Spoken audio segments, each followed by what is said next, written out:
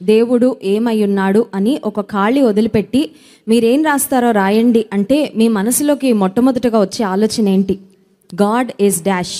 Who is God? అసలు దేవుడు ఎవరు? కొంతమందికి గాడ్ ఈజ్ జడ్జ్ అనే మాట జ్ఞాపకం వస్తుంది. తప్పులు చేసే వాళ్ళకి దేవుడు అమ్మో న్యాయవంతుడు, దేవుడు శిక్షించేవాడు అని జ్ఞాపకం రావచ్చు. మరి కొంతమంది గాడ్ ఈజ్ లవ్, దేవుడు ప్రేమ స్వరూపి అని చెప్పచ్చు.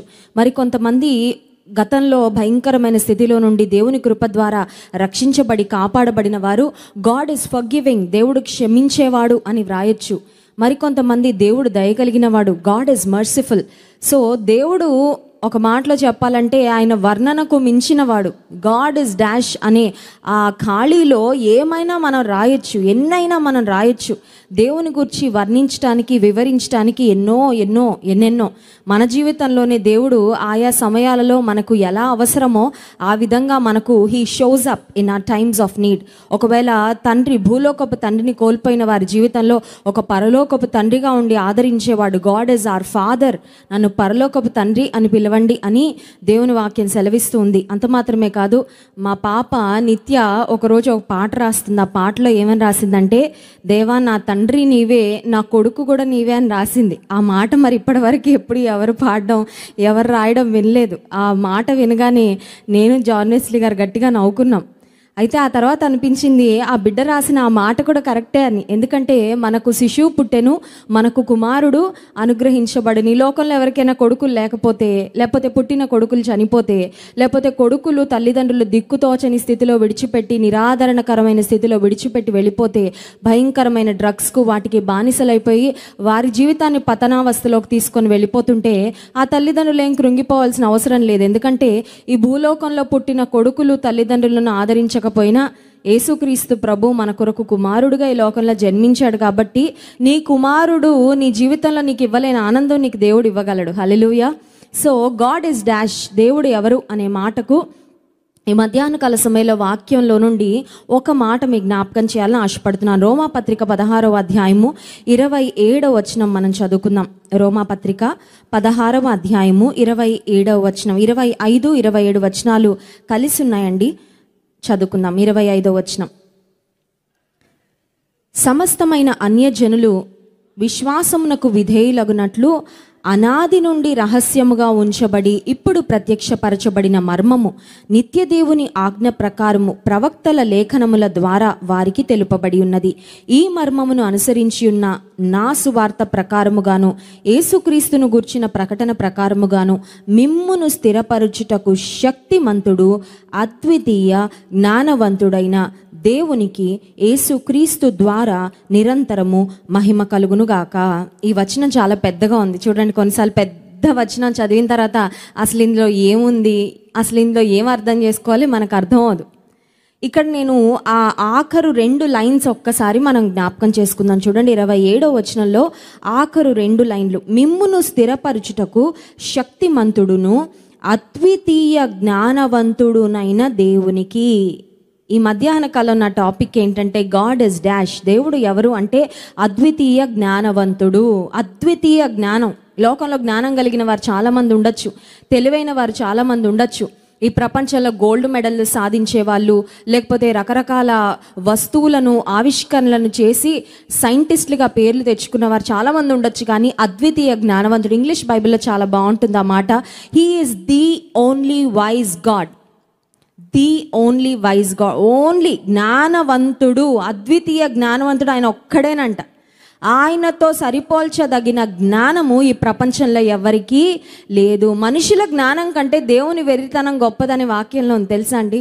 ఈ భూ ప్రపంచంలో ఈ వరల్డ్ మొత్తంలో ఉన్న మనుషులందరి జ్ఞానాన్ని ఒక ప్రక్కన పెట్టి దేవునికి అసలు వెర్రితనం లేదు.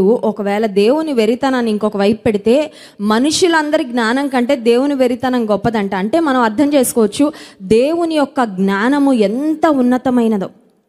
ఒకవేళ మీ దగ్గరికి ఎవరైనా వచ్చి 2 బాక్సులు మీ ఎదుట పెట్టి ఈ 2 బాక్సుల్లో మీకు ఏది కావాలి, ఏదైనా మీరు ఎంచుకోవచ్చు, మీకు ఇచ్చేస్తామన్నారు అనుకోండి, మన నెక్స్ట్ ప్రశ్న ఏంటంటే ఆ బాక్స్లో ఏముంది అని అడుగుతాం, అవునా కదా?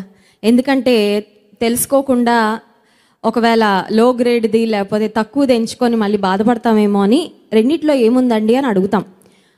ఆ 2 బాక్సులు తీసుకొచ్చిన వ్యక్తులు ఒకవేళ ఒక బాక్స్లో మీరు ఆశిస్తున్న అన్ని ఆశీర్వాదాలు ఉన్నాయి ఒక బాక్స్లో, ఇంకొక బాక్స్లో ఏమో జ్ఞానం ఉంది. మీకు ఏది కావాలి అని అడిగితే ఏమి ఎంచుకుంటారు? One box has everything you desire and another box has wisdom. ఒక బాక్స్లో మీరు కోరుకుంటున్నవి, ఆశిస్తున్నవి, కలలు కంటున్నవి అన్నీ ఉన్నాయి. రెండో బాక్స్లో ఏమో జ్ఞానం ఉంది. ఇది కావాలా అది కావాలంటే మోస్ట్ ఆఫ్ ద పీపుల్, ఎక్కువ మంది దీన్ని ఎంచుకుంటారు. ఎందుకంటే నాకు కావాల్సినవి నాకు వచ్చేస్తే చాలు, I need what I need, నాకు కావాల్సినవి నాకు కావాలి అంతే, జ్ఞానం ఎందుకు అని అనుకుంటారు. నన్ను ఒక మాట చెప్పమంటారా? మనకు కావాల్సినవన్నీ మనం పొందుకున్నాక జ్ఞానం లేకపోతే మన చేతిలోకి వచ్చిన వాటన్నిటిని కూడా మనం నష్టపరుచుకుంటాం తెలుసా. Even though you have everything you need, నీకు కావాల్సినవన్నీ నీకు వచ్చినా నీలో గనక దైవికమైన జ్ఞానం లేకపోతే నీకు దేవుడిచ్చినవన్నిటిని కూడా నువ్వు ఎలా నిలబెట్టుకోవాలో, ఎలా వాటిని కాపాడుకోవాలో, ఎలా వాటిని వృద్ధి చేసుకోవాలో నీకు చేతగాక వాటన్నిటిని నువ్వు నష్టపరుచుకుంటావు. అందుచేత ఈ మధ్యాహ్న కాల సమయంలో దైవికమైన జ్ఞానంతో మనము నింపబడాలి అని మనము ఆశించాలి. మొట్టమొదటగా చాలాసార్లు అనుకుంటాం, నాకు ఎవ్వరి గైడెన్స్ అవసరం లేదండి, నాకు ఎవ్వరు చెప్పక్కర్లేదు, ఎందుకంటే నాకు అన్నీ తెలుసు కదా, నాకు అన్నీ తెలుసు, నాకు ప్రపంచం అంతా తెలుసు అనుకుంటారు. వాళ్ళు చాలా పెద్ద అజ్ఞానులు కదండి. ఎందుకంటే ఎవరికీ అన్నీ తెలీదు, ఎవ్వరికీ అన్నీ తెలీదు. ఒక మాటలో చెప్పాలంటే మనం దేవుని పాఠశాలలో ప్రతిరోజు స్టూడెంట్స్గానే ఉండాలంట. దేవుని పాఠశాలలో ఎంత గొప్ప భక్తుడైనా, ఎంత గొప్ప విశ్వాస అయినా ప్రతిరోజు దేవుని పాఠశాలలో మనము విద్యార్థులముగానే ఉండాలి. ప్రతిరోజు నేర్చుకోవాలి. నేను సాత్వికుడను, దీన మనసు గలవాడను కనుక నా యొద్ద నేర్చుకొనుడి అని యేసయ్య చెప్పారు. ప్రతిరోజు రాత్రి ప్రకటన గ్రంథ ధ్యానాలు జాన్ వెస్లీ గారు చెప్తున్నారు. మీలో ఎంతమంది వింటున్నారు నాకు తెలియదు, కానీ అనేకమైన నూతనమైన విషయాలు దేవుని వాక్యాన్ని చదువుతూ ఉంటే, దేవుని వాక్యంలో ఇంత అర్థం ఉందా, దేవుని వాక్యంలో ఇన్ని అంశాలు ఉన్నాయా, ప్రపంచంలో జరుగుతున్న ఇన్ని విషయాలను గురించి అన్ని అంతే కదా. ఇప్పుడు ఎవరైనా కష్టంలో ఉన్నారు, మన దగ్గరకు వచ్చారు, ఏదో సహాయం అడిగారు, వాళ్ళ పరిస్థితిలోకి వెళ్ళి దాన్ని ఎంపతి అంటారు. అంటే ఎదుటి వారి స్థితిలోకి తమ్మును తాము ఊహించుకొని, అమ్మో వీళ్ళు ఇంత కష్టంలో ఉన్నారంటే వాళ్ళు ఎంత బాధపడుతుంటారో, వాళ్ళు ఎంత ఆదరణ కోరుకుంటున్నారో, వారికి సహాయం చేయాలని వారి getting in to someone's shoes అంటారు ఇంగ్లీష్లో, వెళ్ళి ఆలోచించుకొని సహాయం చేసేవారు చాలా తక్కువ మంది. యూజువల్గా ఎవరైనా మనల్ని వచ్చి సహాయం అడిగితే యూజువల్గా ప్రజల యొక్క ఆలోచన విధానం ఎలా ఉంటుందంటే, నాకున్న కష్టాలు ఏంటి, నాకున్న ఆర్థిక ఇబ్బందులు ఏంటి, నా ఎదురుగా ఉన్న ఖర్చులు ఏంటి, నేను తీర్చాల్సిన అప్పులు ఏంటి, ఇవన్నీ ఆలోచించుకొని నాకే ఇన్ని కష్టాలు ఉంటే వాళ్ళ కష్టాలు తీర్చడానికి నాకు ఎక్కడవుతుందని, సారీ అండి నా వల్ల కాదండి అని పంపించేస్తాం. అంటే జీవితంలో ఎవరైనా మన దగ్గరికి ఏదైనా పరిస్థితిని, విషయాన్ని తీసుకొని వస్తే దాన్ని వాళ్ళ కోణం నుండి చూడడం కంటే చాలాసార్లు మన కోణం నుండి మనం చూసుకుంటూ ఉంటాం. మన జీవితం కాబట్టి మన కోణం, మనకు ఒక కష్టం రాగానే దాన్ని మన కోణం నుండి ఆలోచిస్తూ ఉంటాం, ఒక శోధన రాగానే మన కోణం నుండి ఆలోచిస్తూ ఉంటాం, ఒక నిర్ణయం తీసుకోవాల్సినప్పుడు మన కోణం నుండి నాకేది మంచిది, నాకేది మేలైనది, నాకేది శ్రేష్టమైనది అని మన కోణం నుండి మనం ఆలోచించుకొని ముందుకు వెళ్తూ ఉంటాం. కానీ దేవుని జ్ఞానంతో నింపబడిన వ్యక్తులు జీవితాన్ని తమ కోణం నుండి కాకుండా దేవుని కోణం నుండి చూస్తారు. They will start looking at life from God's perspective. ఒక సమస్య రాగానే దేవుడు నాకేం నేర్పించాలని ప్రయత్నం చేస్తున్నాడు, ఈ పరిస్థితిలో నేను ఎలా వ్యవహరించాలి, ఈ పరిస్థితిలో నేను ఎలాంటి నిర్ణయాలు తీసుకోవాలి, ఈ పరిస్థితిలో నేను ఎలా అడుగులు ముందుకు వేయాలి, దేవుడు ఏం ఆశిస్తున్నాడు, దేవుడు ఏం కోరుకుంటున్నాడు. ఇన్ని సంవత్సరాలు క్రైస్ట్ వర్షిప్ సెంటర్లో నేను ఎదిగాను ఒక విశ్వాసిగా, ఇన్ని వాక్యాలు నేను నేర్చుకున్నాను, ఇప్పుడు నాకు దేవుడు వినిపించిన వాక్యాలన్నీ నేను అన్వయించుకోవాలని దేవుడు ఆశిస్తున్నాడు కదా.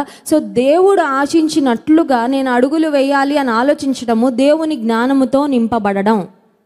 అంతేగాని ఒక సమస్య రాగానే, ఒక ఎంపిక చేసుకోవాల్సి వచ్చినప్పుడు, ఒక ఇబ్బందికరమైన పరిస్థితి వచ్చినప్పుడు, ఒక శ్రమ రాగానే అందరూ మనుషుల లాగానే నువ్వు ఆలోచిస్తున్నావు అంటే మందిరానికి రాని వారికి నీకు తేడా లేదన్నమాట. ఇంకొక మాటలో చెప్పాలంటే నువ్వు దేవుని జ్ఞానం మీద ఆధారపడడం కంటే ఎక్కువగా నీ జ్ఞానం మీద నువ్వు ఆధారపడుతున్నావు. మానవ జ్ఞానము మీద ఆధారపడితే ఆధ్యాత్మికంగా నువ్వు ఎదుగుతున్నట్లు ఖచ్చితంగా కాదు. దేవా నేనేం చేయాలి? So wisdom is looking at life from God's perspective. రెండవదిగా మనం ఆలోచిస్తే జ్ఞానం మనకు ఎందుకు ఉపయోగపడుతుందంటే, నీ జీవితంలో నువ్వు మేలైన ఎంపికలు చేసుకోవడానికి ఈ జ్ఞానము నీకు ఉపయోగపడుతుంది. సే ఫర్ ఎగ్జాంపుల్, నోరు తెరిచి మాట్లాడాలా, నోరు మూసుకొని ఉండాలా? అది కూడా ఎంపికే. కొన్నిసార్లు మనం నోరు తెరిచి మాట్లాడి ఆ మాట్లాడిన మాట వలన ఉపయోగం కంటే నష్టం, కష్టం ఎక్కువ వచ్చేసి ఆ తర్వాత ఎన్ని రోజులు బాధపడతాం, అయ్యో అనవసరంగా మాట్లాడానే. కొన్నిసార్లు కొంతమంది వ్యక్తుల ముందు మాట్లాడడం కంటే నోటికి పెద్ద తాళం వేసుకోవడం చాలా బెటర్. ఎందుకంటే వాళ్ళు కొన్నిసార్లు నువ్వు మంచిగా మాట్లాడినా దాన్ని చెడుగా తీసుకోవచ్చు. నువ్వు మంచిగా మాట్లాడదాం అనుకొని ఫర్ ఎగ్జాంపుల్ కొన్నిసార్లు అది వేరేలాగా బయటకు రావచ్చు. నీ మనసులో ఒకటి ఉంటుంది, కొన్నిసార్లు అది వేరేలా బయటకు వస్తుంటుంది. ఆ తర్వాత అనిపిస్తుంది, అయ్యో నేను మౌనంగా ఉండాలనే ఎంపిక చేసుకొని ఉంటే ఎంత బాగుండేదో, నేను మాట్లాడేశానే అని కొన్నిసార్లు మనం బాధపడుతూ ఉంటాం. సో జీవితంలో సరైన ఎంపికలు చేసుకోవడానికి దైవికమైన జ్ఞానము నీకు దోహద పడుతుంది. గురువులు లేకపోతే చూడండి, కొంతమంది ప్రతిదానికి ఎవరో ఒకరిని వెళ్ళి సలహా అడుగుతారు. సే ఫర్ ఎగ్జాంపుల్, ఇప్పుడు చిన్నపిల్లలుగా ఉన్నప్పుడు మాకు మా తల్లిదండ్రులు ఏం నేర్పించారంటే ప్రతిదానికి మా మమ్మీని మా డాడీని అడగకుండా మేము ఏమీ చెయ్యం. ప్రతిదానికి తల్లి తండ్రి యొక్క ఇన్పుట్, ప్రతిదానికి వాళ్ళు ఏం చెప్తే అదే చేయాలి. సరే, ఇప్పుడు వివాహం అయి వచ్చింది, నేను ప్రతిదానికి ఫోన్ చేయాలా? ప్రతిదానికి నేను ఫోన్ చేసి మాట్లాడాలి? ఇప్పుడు ఓకే, దేవుడు నాకు పెట్టిన నా భర్త నా శిరస్సు, ఇప్పుడు ప్రతిదానికి నేను దైవజనుని అడిగి చేస్తాను. ప్రతి చిన్న విషయానికి కూడా దైవజనుని పర్మిషన్ లేకుండా నేను ఏ విషయంలో కూడా ముందుకు వెళ్ళను. కొన్నిసార్లు దైవజనులు అంటారు, ప్రతిదీ నువ్వు నాకు ఎందుకు చెప్తావు, నువ్వు ముందుకు వెళ్ళిపో, ఎందుకంటే అంత సమయం ఉండదు పరిచర్యలో. అలాంటప్పుడు నేను ఎవరికి ఫోన్ చేయడానికో లేకపోతే దైవజన్ని అడగడానికో అవకాశం లేనప్పుడు అప్పుడు నేను ఏం చేయాలి? దేవుని జ్ఞానము మీద ఆధారపడాలి. దేవుని జ్ఞానం మీద ఆధారపడకపోతే మేలు కంటే లాభం కంటే నష్టమే దాపురించవచ్చు. కొన్నిసార్లు అది మన కుటుంబానికి నష్టం అవ్వచ్చు, లేకపోతే మన బిడ్డలకు నష్టం కలగచ్చు, లేకపోతే నీ వ్యక్తిగత జీవితానికి నష్టం కలగచ్చు, లేకపోతే సంఘానికి కూడా కొన్నిసార్లు మన నష్టకరమైన పనులు చేస్తూ ఉండొచ్చు అజ్ఞానంతో ప్రవర్తించినప్పుడు. So wisdom gives you the ability to make the right choices. మంచి నిర్ణయాలు తీసుకోవడానికి దేవుని జ్ఞానము నీ జీవితంలో ఎంతగానో దోహదపడుతుంది. అంత మాత్రమే కాదు, దేవుని జ్ఞానంతో ఎప్పుడైతే నింపబడతామో జీవితంలో అసలు ఏం సాధించాలో నీకు క్లారిటీ వస్తుంది. జీవితంలో ఏం సాధించాలి, what is your goal in life, అసలు ఎందుకు బ్రతుకుతున్నారు అన్న విషయానికి ఒక క్లారిటీ వస్తుంది. కొంతమంది బ్రతుకుతారు, ఒకరి మీద పగ తీర్చుకోవడానికి బ్రతుకుతారండి, లేరా అలాంటి వారి సమాజంలో? కొంతమంది ఇతరులకు ఇబ్బంది కలుగ చేయడానికే బ్రతుకుతారు. కొంతమంది ఎందుకు బ్రతుకుతున్నారంటే ఎంజాయ్ చేయడానికి బ్రతుకుతున్నాం అంటారు. విన్నారా ఆ డెఫినేషన్? యవనస్తులు ప్రాముఖ్యంగా, ఎందుకు బ్రతుకుతున్నావు బాబు? ఎంజాయ్ చేయడానికండి. మా అమ్మ నాన్న బాగా కష్టపడి ఇంత సంపాదించి పెట్టారండి, ఇంకా మేము కూడా ఎందుకు కష్టపడ్డాం? ఎంజాయ్ చేయడానికి బ్రతుకుతున్నాం. నెలంతా కష్టపడతాడు, జీతం రాగానే ఎంజాయ్ చేసి 2 రోజుల్లో మొత్తం ఉఫ్ అయిపోద్ది అనమాట. కష్టార్జితం అంతా గాలికి వెళ్ళిపోద్ది. ఎంజాయ్ చేయడానికి బ్రతికేవారు కూడా చాలామంది, వ్యర్థమైన గోల్స్ పెట్టుకొని బ్రతికేవారు చాలామంది ఉన్నారు. కానీ దేవుని జ్ఞానంతో నువ్వు నింపబడితే నీ జీవితానికి ఒక మంచి గురిని నువ్వు కలిగి బ్రతకడానికి నీకు దేవుని జ్ఞానము ఎంతగానో ఉపయోగపడుతుంది. కొంతమంది జీవితంలో తప్పుడు AIIMS, wrong goals, wrong target పెట్టుకొని వాటిని సాధించే క్రమంలో వారు నష్టపోతూ ఇతరులను నష్టపరుస్తూ వారి జీవితం ఒక మాటలో చెప్పాలంటే, కొంతమంది పోయాక ఏడ్చేవారు ఎవరూ ఉండరండి. కొంతమంది పోయాక ఏడ్చేవారు ఎవ్వరు ఉండరు, ఎందుకంటే వాళ్ళు ఎవరికీ ప్రయోజనకరంగా బ్రతకలేదు కాబట్టి. సో దేవుని జ్ఞానంతో మనం నింపబడినప్పుడు దేవుని జ్ఞానము సరైన నిర్ణయాలు మనం తీసుకోవడానికి, సరైన గురి మన జీవితంలో కలిగి ఉండడానికి మనకు దోహదపడుతుంది.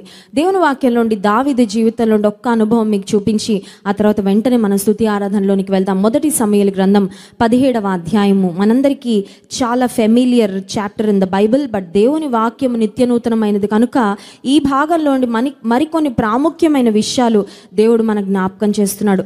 1 సమూయేలు గ్రంథము 17వ అధ్యాయము 13వ వచనం.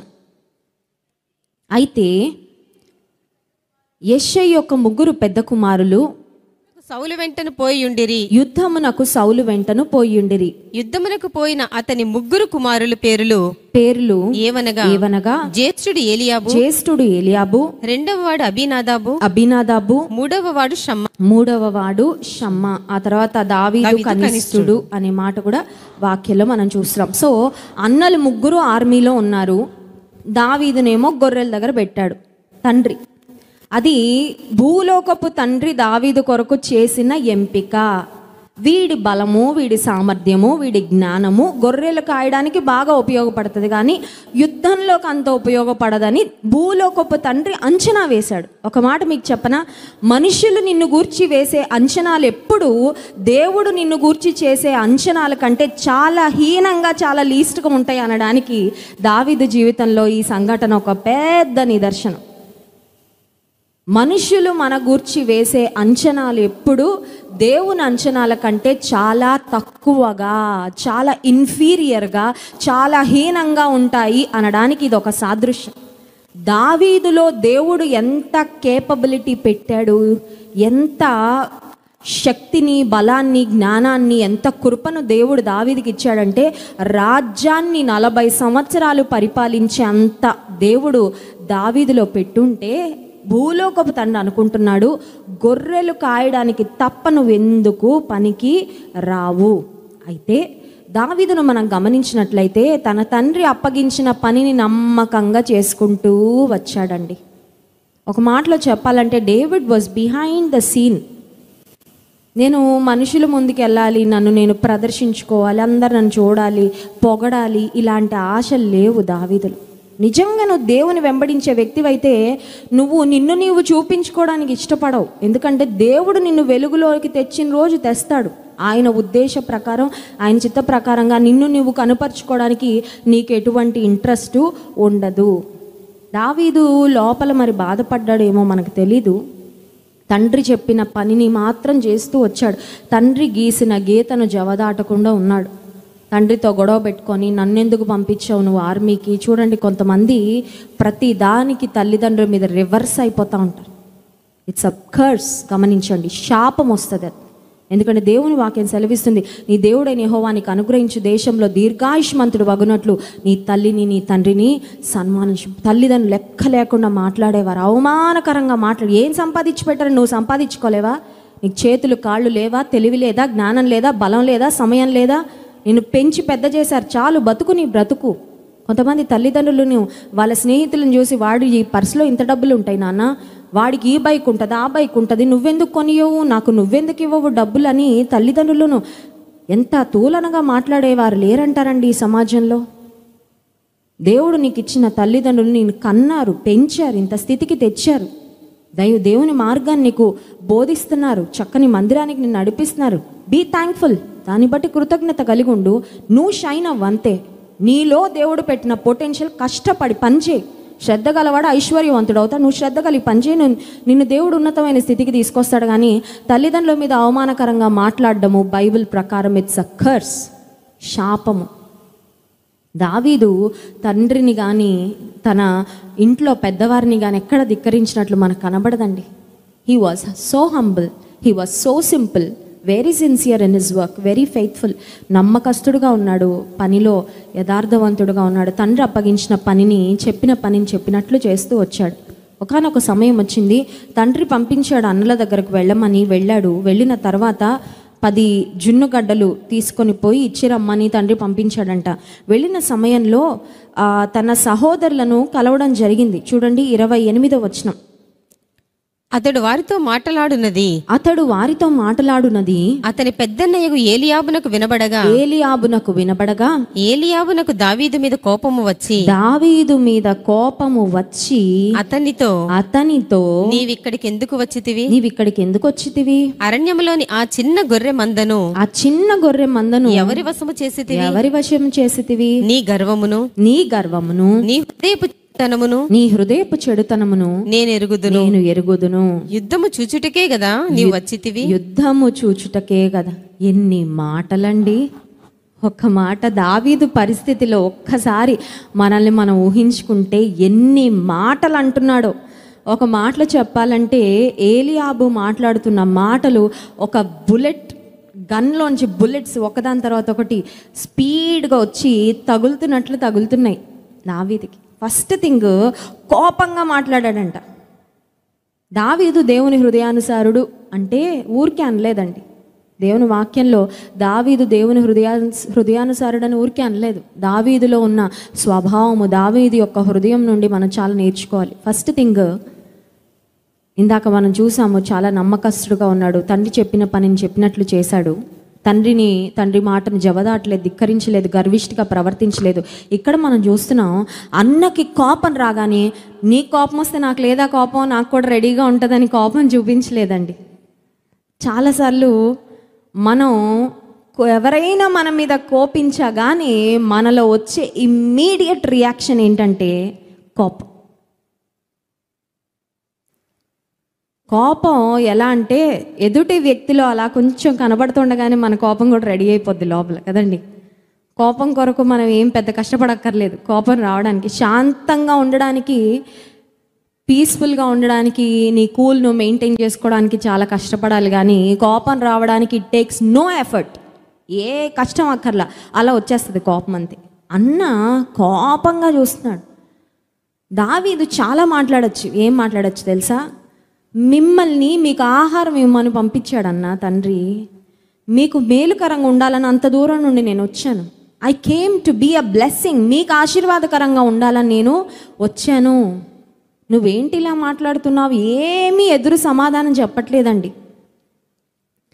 ఏలియాబు దావీదు మీద కోపము వచ్చి, సో మొదటిది ఏలియాబులో కోపం వచ్చింది. రెండవది, నువ్వు ఎందుకు ఇక్కడికి వచ్చావంటే తెలీదా ఏలియాబుకి?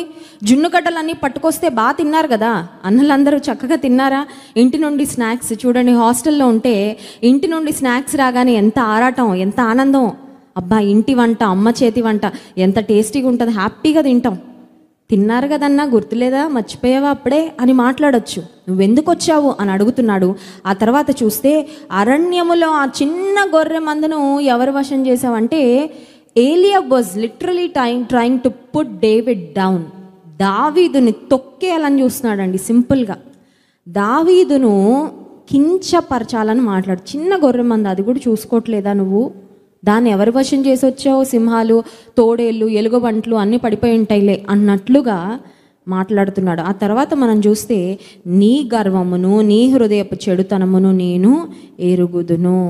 అసలు దావీదు హృదయం ఏలియాబుకి ఏం తెలుసు? దావీదు హృదయం ఏలియాబుకు తెలీదు. దీనికి దావీదు ఎన్ని రకాలుగా అయినా సమాధానం చెప్పచ్చు. కానీ యుద్ధము చూచుటకే కదా నీవు వచ్చితివి అంటే అక్కడైనా అనొచ్చు, చూడడానికి రాలేదన్నా చేయడానికి వచ్చానని. చూడండి, కొన్నిసార్లు ఎదుటివారి మాటకు మాట అని TV9 డిఫరెంట్ ఛానల్స్లో వేస్తున్నారు. ఎలా ఉంటుందంటే నువ్వా నేనా అన్నట్టు ఉంటుంది అక్కడ వార్, మాటల యుద్ధం. ఒక వ్యక్తి, ఒక రాజకీయ నాయకుడు ఒక మాట అంటే దానికి ధీటైన మాట ఇంకొక ఆయన బుల్లెట్ లాగా వదులుతూ ఉంటాడు. అది సౌండ్ ఎఫెక్ట్స్తో, ఆ తర్వాత వీడియో ఎఫెక్ట్స్తో వేస్తూ ఉన్నారు టీవీ ఛానల్స్లో. దావీదుకు మాటకు మాట ఇవ్వడానికి అన్ని మాటలు రెడీగా ఉన్నాయి. కానీ కోపానికి కోపం, మాటకు మాట, ప్రత్యుపకారం లేకపోతే ప్రతిగా చేయడానికి దావీదు దగ్గర అన్నీ రెడీగా ఉన్నాయి. కానీ దావీదు చేయలేదు. దావీదు యుద్ధం చూడడానికి రాలేదురా, మీరున్నారు యుద్ధం చూడడానికి. చూడండి అనొచ్చు కదా, మీరున్నారు ఇక్కడ ఉండి వేస్ట్ ఫెలోస్ లాగా ఆ గొల్యాతు అపహాస్యం చేస్తుంటే పిరికొల్లా ఉన్నారని ఏమైనా అనొచ్చు. ఇన్ఫ్యాక్ట్ దావీదుకు తన అన్నలను కించపరచడానికి అన్ని అవకాశాలు ఉన్నాయి. ఎందుకంటే అప్పటిదాకా అన్నలు ఉన్నారు, యుద్ధంలో ట్రైనింగ్ పొందుకున్నారు, కానీ ఒక్క అన్న కూడా ముందుకు వెళ్ళలేకపోయాడు కదా. కానీ దావీదు ఏం మాట్లాడలేదంటే చూడండి 29వ వచనం, అందుకు దావీదు నేనేమి చేసి తిని మాట మాత్రము పలికి తినని చెప్పి అతని యొద్ద నుండి తొలగి. హల్లెలూయా. దేవుని హృదయానుసారుడు కోపంగా, ఆక్రోశంగా, ఆవేశంగా, అవమానకరమైన, కించపరుస్తున్న, తర్వాత భయంకరమైన మాటలు మాట్లాడుతున్న ఏలియాబుతో ఎలా స్పందిస్తున్నాడంటే కూల్గా, నేనేం చేశాను అన్న, నేనేం చేశాను, మాట మాత్రం చెప్పానని సైడ్ అయిపోయాడంట. చాలాసార్లు జీవితంలో మనం ఒక గోల్ పెట్టుకొని ఇంకొక చిన్న డిస్టర్బెన్స్ రాగానే ఆ గోల్ నుంచి ఇలా డైవర్ట్ అయిపోతూ ఉంటామండి. దావీదు గొల్యాతును పెట్టుకున్నాడు టార్గెట్గా. గొల్యాతును జయించాలి, గొల్యాతుతో యుద్ధం చేయాలి టార్గెట్ పెట్టుకున్నాడు. మధ్యలో అన్న గొడవ వేసుకున్న అన్నతో గొడవ పడడం స్టార్ట్ చేయలేదు. హల్లెలూయా. అన్నతో గొడవ పడి ఉంటే దావీదు టైం అంతా వేస్ట్ అయిపోయేది, దావీదు ఎఫర్ట్ అంతా వేస్ట్ అయిపోయేది, దావీదు ఎనర్జీ అంతా వేస్ట్ అయిపోయేది. దావీదు అనవసరంగా దేవుడిచ్చిన అవకాశాన్ని పోగొట్టుకునేవాడేమో ఆ గొడవలో పడి. ఆ గొడవ మళ్ళీ దేనికి దారి తీసేదో మనకు తెలియదు. కానీ దావీదు ఏం చేశాడు అని గమనిస్తే, first thing, David overlooked his brother or David ignored his brother. ఇందాక నేను చెప్పాను, దైవికమైన జ్ఞానంతో మనం నింపబడినప్పుడు నీ గురి విషయంలో నీకొక స్పష్టత ఉంటుంది. You will be so clear about your goal. నువ్వు ఎందుకున్నావు ఈ లోకంలో, నువ్వు ఎందుకు బ్రతుకుతున్నావు ఈ లోకంలో, నీ ఉద్దేశం ఏంటి, దేవుని ఉద్దేశం ఏంటి నీ పక్షంగా ఒక స్పష్టత నీకు ఉంటుంది. కాబట్టి దేవుని ఉద్దేశము నీ పక్షంగా నెరవేర్చబడకుండా అడ్డుపడుతున్న వ్యక్తులైనా అవ్వచ్చు, పరిస్థితులైనా అవ్వచ్చు, అవి ఉన్నా లేనట్లుగానే నువ్వు ప్రవర్తిస్తావు. Hallelujah. You will start ignoring all those circumstances. దావీదు తన జీవితంలో ఏం చేశాడంటే తన అన్నలను ఇగ్నోర్ చేసి పడేశాడంతే. దేవుడు నాకు ఇచ్చిన దర్శనము, దేవుడు నా ముందు పెట్టిన టార్గెట్ గొల్యాతు, ఈ చిన్న చిన్న వాళ్ళతో నేను పోటీ పడను, వీళ్లతో నేను యుద్ధం చేయను. ఆ తర్వాత first thing he ignored his brothers.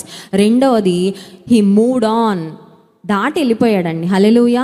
కొన్నిసార్లు జీవితంలో నీకైన కొన్ని అనుభవాలను దాటి వెళ్ళిపోవాలంతే.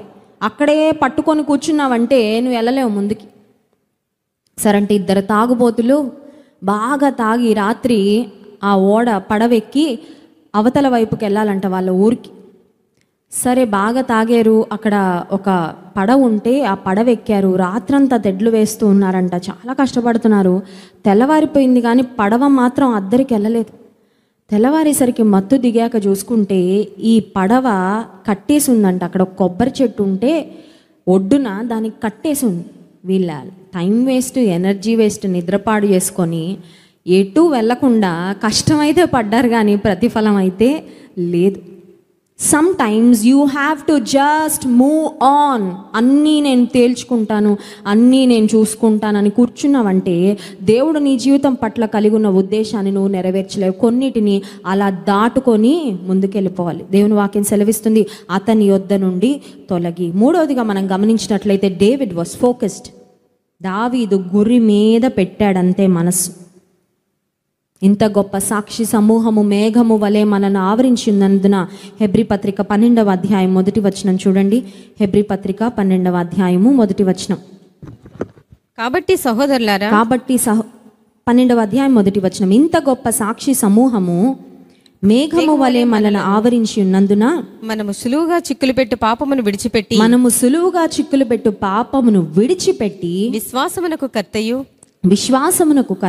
దానిని కొనసాగించు వాడునైన యేసు వైపు చూచుచు మన ఎదుట ఉంచబడిన పందెములో ఓపికతో పరిగెత్తుదము. పాపమును విడిచిపెట్టి, బంధకములను విడిచిపెట్టి, నువ్వు జీవితంలో అన్ని బంధకాలు వేసుకొని కూర్చుంటే దేవుని కొరకు ఒక్క అడుగు కూడా ముందుకి వెళ్ళలేవు. కొంతమందికి ఎన్ని బంధకాలు రాకళ్ళు ఎత్తబడతారంటే చాలా బరువులు తగిలిచ్చేసుకొని ఉంది ఈవిడ, ఇంకెక్కడే గుర్తుంది. ఎన్నో పాపపు బంధకాలు. She is too much entangled. చుట్టూ ఉన్న బంధకాల చేత బంధించబడినప్పుడు ఇంకా ముందుకి వెళ్ళలేని పరిస్థితి. దావీదు తన జీవితంలో గురి వైపుకు సాగిపోయాడు. ఆ తర్వాత మనం గమనించినట్లయితే దావీదు దేవుని విశ్వాస్యతను కూడా జ్ఞాపకం చేసుకున్నాడండి. ఒక సమస్య రాగానే, గతంలో కూడా నాకు సమస్యలు వచ్చాయి, ఆ సమస్యల్లో దేవుడు ఎలా సహాయపడ్డాడు అవి జ్ఞాపకం చేసుకున్నాడు. 37వ వచనం చూడండి. సింహము యొక్క బలము నుండి ఎలుగుబంటి యొక్క బలము నుండి నన్ను రక్షించిన యెహోవా ఈ ఫిలిష్తీయుని చేతిలో నుండి కూడాను నన్ను విడిపించిననియు చెప్పెను. ఈ ఫిలిష్తీయుని సైజు, బలము, పర్సనాలిటీ ఏమి చూడట్లేదు. కానీ ఇప్పుడు నాకు ఒక సమస్య వచ్చింది. గతంలో కూడా నాకు కొన్ని సమస్యలు వచ్చాయి. గతంలో కూడా నాకు కొంతమంది శత్రువులు ఎదురుపడ్డారు.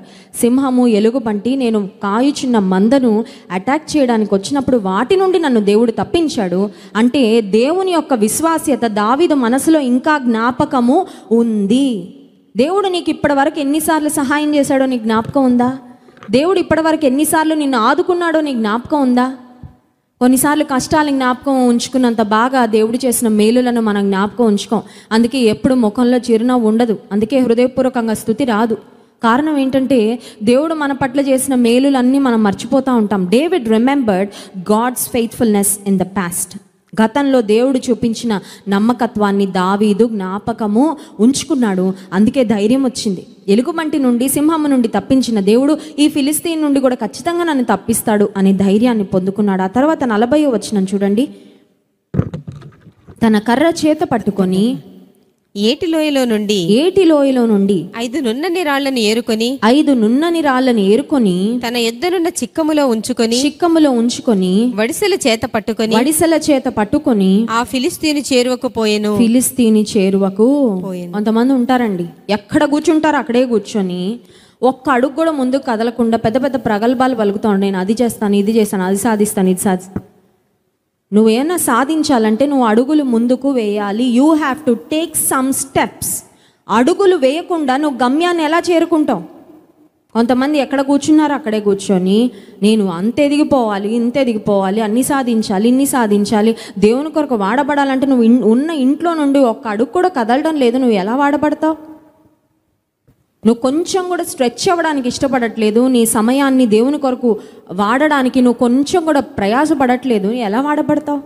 దావీదు వడిసెలు రాళ్లను చేత పట్టుకొని ఆ ఫిలిస్తీని చేరువకు పోయెను. ఒక మాటలో చెప్పాలంటే he took steps and boldly faced the enemy. జీవితంలో దేవుడు నీ పట్ల కలిగిన ఉద్దేశాన్ని నువ్వు నెరవేర్చాలంటే నువ్వు అడుగులు వేయాలి.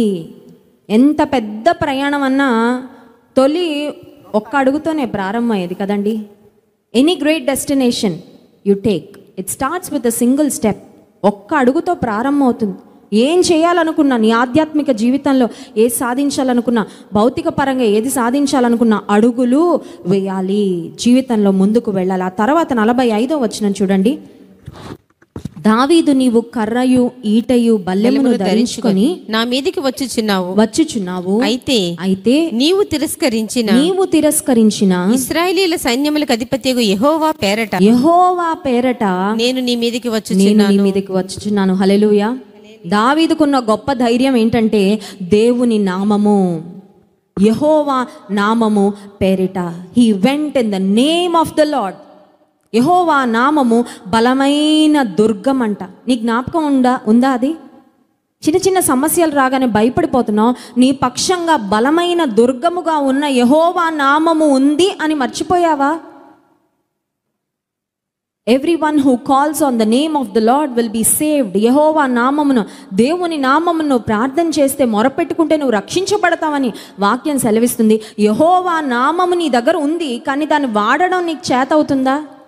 దావీదు యెహోవా నామము పేరట యుద్ధం చేయడానికి వెళ్ళాడు. నీ జీవితంలో ఏ పని ప్రారంభించడానికి ముందైనా గుర్తుపెట్టుకో, దేవుని నామము పేరట చేయి, ఆయన నామం పేరిట ప్రార్థన చేయి, ఆయన నామం పేరిట ప్రారంభించు. ఏ పనిలో అయినా గొప్ప సఫలతను నీవు చూస్తావు. In the name of the lord. ఆఖరిగా ఒక్క మాట చూడండి, 49వ వచనం. తన సంచిలో చెయ్యి వేసి అందులో ఉండి రాయి ఒకటి తీసి వడిసెలతో విసిరి నుదుట కొట్టెను. ఆ రాయి వాని నుదురు చొచ్చినందున వాడు నేలను బోర్ల పడెను. అసలు దావీదు గొల్యాతు దగ్గరకు అడుగులు వేస్తుంటేనే దావీదు హృదయంలో కూడా చాలా తలంపులు వెళ్తూ ఉండాల. అమ్మో, వెళ్ళడం అయితే వెళ్తున్నాను కానీ నేను సాధించగలనా? కొన్నిసార్లు చూడండి, ఏదో మేకపోతే గాంభీర్యం అన్నట్లు ప్రదర్శిస్తాం కానీ మన లోపల పెద్ద తుఫాను నడుస్తూ ఉంటుంది ఆలోచన. ఆ వెనకాల ఇశ్రాయేలీయులు భయంకరంగా కేకలు వేస్తూ ఉండుంటారు. ఫిలిస్తీన్లు ఆన్ ది అదర్ హ్యాండ్ దావీదును భయపెట్టడానికి, దావీదును కృంగదీయడానికి ఎన్ని కేకలు వేస్తున్నారో, దావీదు మాత్రం గురి చూసి కొట్టాడు. అంటే వాళ్ళ కేకలు, అరుపులు, ఆర్భాటము, శబ్దం అవన్నీ రాయబడలేదు. But you can simply imagine. ఇప్పుడు యుద్ధం జరుగుతుంది ఎలా లోయలో, అక్కడ బోల్డ్ అంతమంది సైన్యం ఉన్నారు. ఫిలిస్తీన్ల తరపున, ఇజ్రాయేల్ తరపున బోల్డ్ అంతమంది సైన్యం ఉన్నారు. ఇప్పుడు ఇంత చిన్న పిల్లోడు వెళ్తున్నాడు. ఆ ఫిలిస్తీన్లు బోల్డ్ అంత గోల చేసి ఉంటారండి. ఎందుకంటే నువ్వేం సాధిస్తావురా, వస్తున్నావు కానీ ఒక్క షాట్ చాలు, మా గొల్యాతు ఒక్క చిటికెలో నిన్ను అలా ఎత్తి ప్రక్కన పడేస్తాడని ఎంతమంది ఎన్ని కేకలు వేస్తున్నారో మనకు తెలియదు. ఒక క్రికెట్ మ్యాచ్ జరుగుతుంటే ఒక బాల్ రివ్వున ఆకాశంలోకి వెళ్ళగానే ఇంకా జనాల యొక్క హడావిడి మనం చూస్తాం కదండి. అక్కడ కూడా it must have been the same scenario. అదే పరిస్థితి అక్కడ ఉండుండొచ్చు.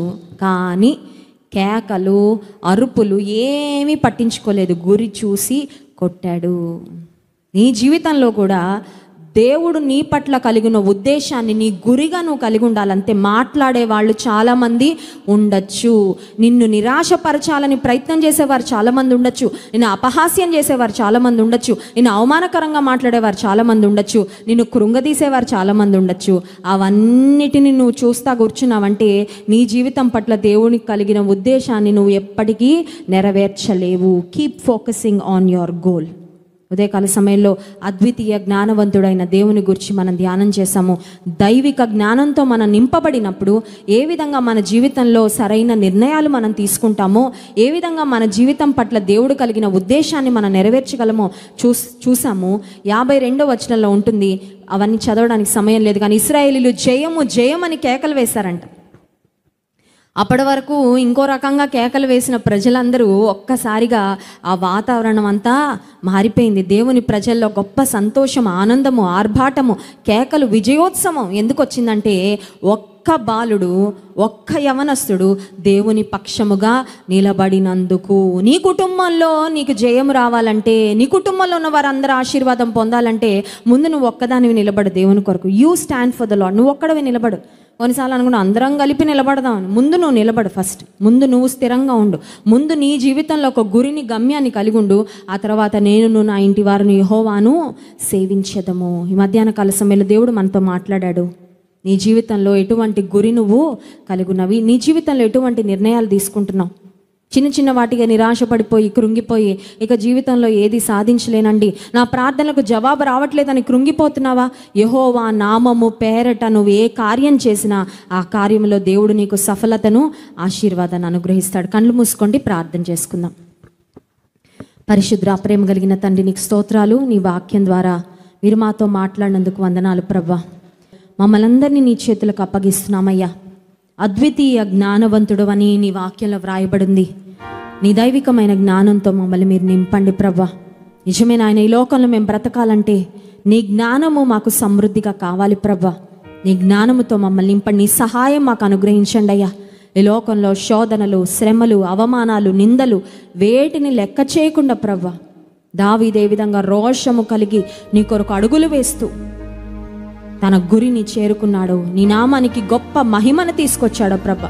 మా ద్వారా, మా జీవితాల ద్వారా, మా కుటుంబాల ద్వారా నీ నామానికి మహిమ రావాలి ప్రభా. శత్రువుకు అవమానము, సిగ్గు మీరు కలుగచేయండి. ఈ నామానికి మహిమ తెచ్చుకోండి. యేసు నామమున ప్రార్థిస్తున్నాము తండ్రి, ఆమేన్.